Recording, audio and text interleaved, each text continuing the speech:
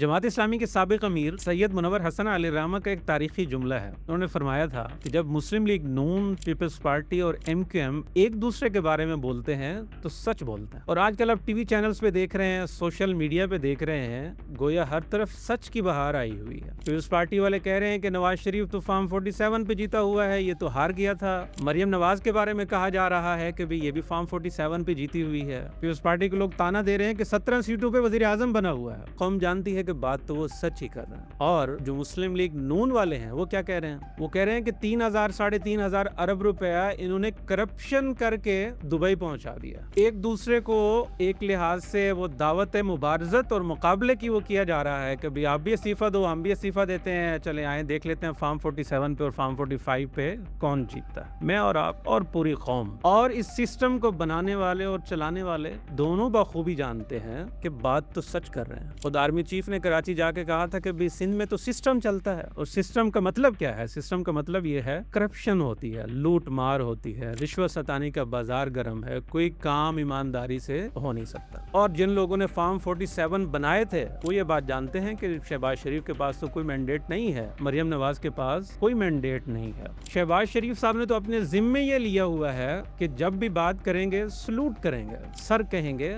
खुश रखेंगे ताकि जो नौकरी है वो चलती रहे। अच्छा, ये तो चले हो रहा है, चल रहा है, लेकिन हमारे साथ क्या हो रहा है? हमारे साथ ये हो रहा है कि पेट्रोल पे टैक्स देते हैं, बिजली पे टैक्स देते हैं, कोई चीज़ खरीदने जाते हैं टैक्स देते हैं। आप किसी कॉफ़ी शॉप में चले जाएं या किसी रेस्टोरेंट में चले जाएं और बिल अदा करें तो चेक कीजिएगा कि वो वहाँ पे उसका टैक्स अलग काटते हैं 8%, और जिस बैंक के जरिए से आप अदायगी करते हैं वो उस अदायगी पे अलग टैक्स काट लेता है। लोगों के पास बिजली के बिल अदा करने के पैसे नहीं है, खुदकुशियाँ कर रहे हैं, मर रहे हैं। ठीक है, आलमी मार्केट में तेल की जो कीमत है वो कम होती है, यहाँ पे बढ़ रही है। अच्छा, करते क्या हैं? करते ये हैं कि अरबों रुपए का जहाज खरीद लेते हैं, करते ये हैं कि लूट के दुबई ले जाते हैं। तो जो सिस्टम चलाने वाले लोग हैं उनसे दस्त बदस्ता बहुत अदब और एहतराम के साथ ये गुजारिश तो की जा सकती है कि चलिए, आपको एक छोटे से शहर में हाफिज नईमुर रहमान की मेयरशिप कबूल नहीं है, कोई अच्छे दयानतदार लोग कबूल नहीं है, उस पार्टी को कबूल नहीं किया जिसके ऊपर उसके दुश्मन भी इस तरह का कोई वो नहीं लगाते इल्जाम कि तो करप्ट हैं या लूट मार के बाहर ले जाते हैं। और इस पार्टी ने और उसके अमीर ने फॉर्म 47 पे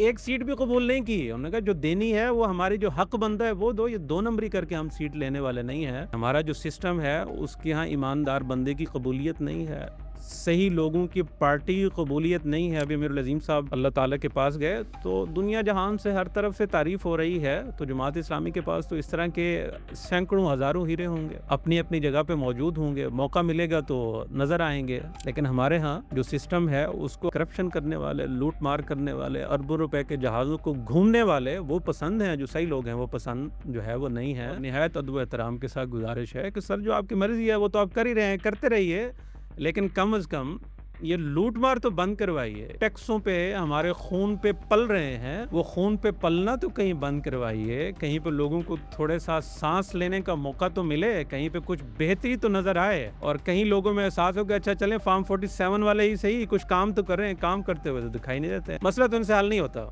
बलोचिस्तान में भी नहीं, और कश्मीर में भी नहीं, और फाटा में भी नहीं, और माशी तौर पे भी नहीं। पता नहीं किस लिए वो रखा हुआ है। सर यस सर सलूट करवाने के लिए होगा तो यस सर सलूट करते रहें ज़रूर, लेकिन ये थोड़ा सा जो लूट मार का सिलसिला है और ख़ुद उन्हीं की अपनी ज़ुबानी है, दोनों एक दूसरे के बारे में बता रहे हैं, कम अज़ कम ये तो बंद करवाइए।